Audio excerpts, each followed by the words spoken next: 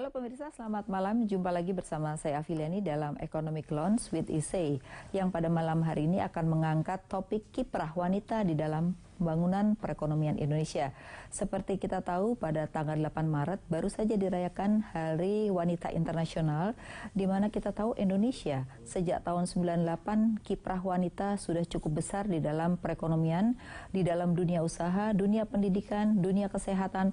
Ternyata Indonesia tidak kalah dengan negara-negara maju karena wanitanya perannya sudah cukup banyak. Nah, sejauh mana peran wanita di dalam pembangunan dan perekonomian Indonesia, dan tentu saja kita akan melihat seberapa jauh kinerja yang sudah dilakukan dan apakah sudah terjadi persamaan hak antara wanita dengan pria. Untuk itu saya akan membahasnya malam ini bersama Bapak Agus Muharram. Beliau adalah Sekretaris Kementerian Menteri Koperasi dan UMKM, serta Bu Suryani Motik, Ketua Himpunan Pengusaha Pribumi Indonesia, dan Bima Yudhistira, Ekonom Indef. Terima kasih sudah hadir studio. Bu Yani, selamat Hari Wanita ya, karena ini kita sedang 8 Maret baru saja berlalu, dan kita lihat bahwa Indonesia ini termasuk salah satu yang perempuannya kiprahnya luar biasa. Terutama kita menilai wanita itu ketika 98, di mana ketika krisis ekonomi ternyata di kalangan bawah wanita itu menjadi tulang punggung utama keluarga. Karena prianya banyak yang di PHK, kemudian kalau wanita kelihatannya di kelas bawah ini mau bekerja apa saja untuk keluarga. Apa komentarnya Bu Yani? Ya, saya kira sebenarnya kalau lihat kiprahnya kaum perempuan ya, kaum wanita di dunia usaha, memang yang kelihatan sekali fenomenal itu di 98. Padahal secara culture itu kita memang sudah ada, misalnya itu di Pasar Klewer itu kan dipenuhi oleh kaum perempuan. Betul. Kemudian Inang-Inang itu di Sumatera Utara. Jadi di setiap daerah itu memang perempuan-perempuannya sangat aktif sekali. Cuma memang masih dalam sektor informal. Kemudian 98 itu betul sekali yang Ibu Afiliani katakan. Saya waktu itu ketua umum IWAPI. Jadi kita pada saat itu ngedidik tuh sampai ribuan orang, dan banyak sekali cukup berhasil. Misalnya yang suaminya di PHK, terus suaminya masih pusing-pusing, si ibu yang ambil bagian, ikut pendidikan, buka catering, terus sukses. Dan akhirnya suaminya kerja sama ibunya, bantunya gitu. Dan itu juga bisa dilihat misalnya ketika terjadi tsunami Aceh. Itu banyak teman-teman Kadin yang usahanya, yang bapaknya yang pengusaha besar itu semuanya kesapu bersih. Ketika saya ke sana nengok, saya bilang sama ibu-ibunya, kita nggak bisa berpangku tangan gitu, karena kan anak nunggu sekolah, makanan dan sebagainya. Suaminya masih bengong-bengong gitu, mikirin anaknya hilang, rumah hilang. Tapi si ibu tuh sampai langsung kita sewain, kita sewa satu rumah. Di atas lantai 3 mereka yang kehilangan keluarga, di lantai bawah training, di lantai 1 tuh kita udah jualan gitu. Dan ibu-ibunya nggak malu lagi. Betul. Yang tadinya punya properti terus jualan, pergi ke Kulakan di Tanah Abang jualan, karena apa yang di kepalanya? Makan di rumah buat anak, mesti jalan dapurnya. Betul. Anak sekolah nggak bisa putus gitu loh.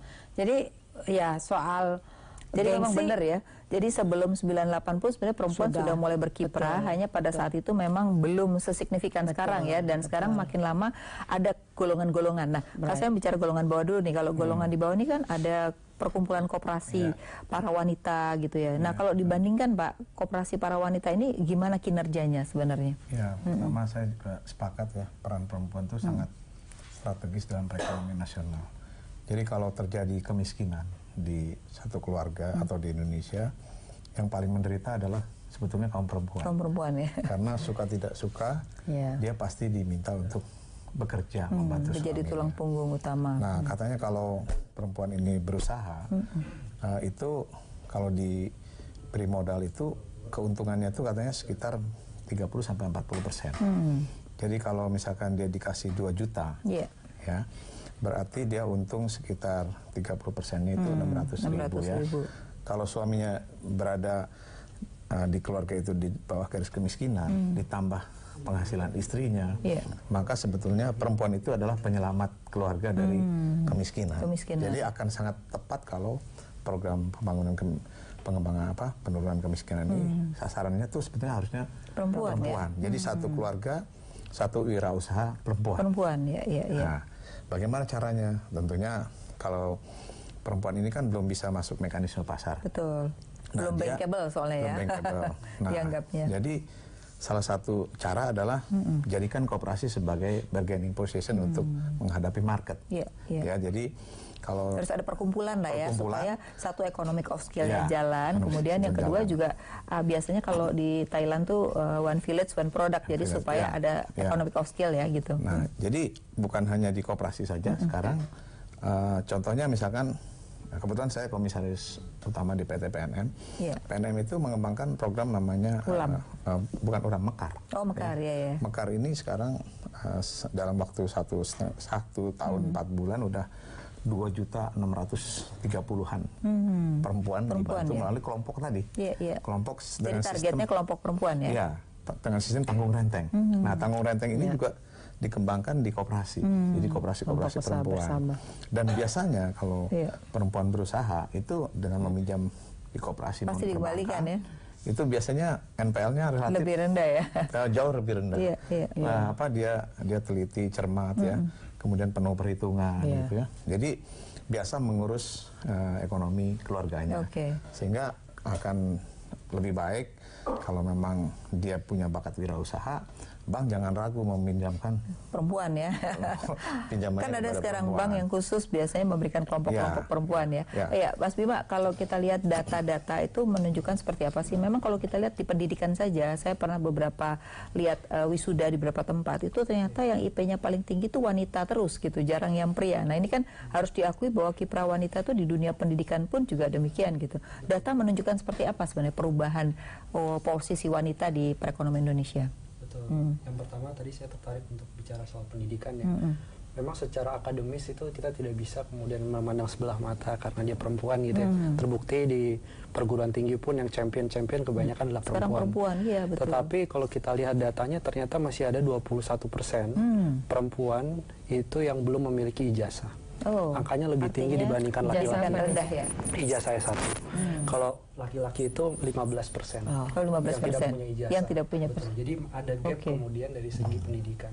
Dan kalau kita bicara kontribusi perempuan terhadap perekonomian, di perdagangan itu 51%-nya itu adalah perempuan. Di perdagangan ya 51%. Kemudian di jasa itu menurut data BPS tahun 2015 itu ada sekitar 46% itu perempuan. Jadi kontribusinya cukup besar. Dan yang terakhir adalah yang menarik, ada tren di mana perempuan sekarang lebih banyak untuk bekerja sendiri.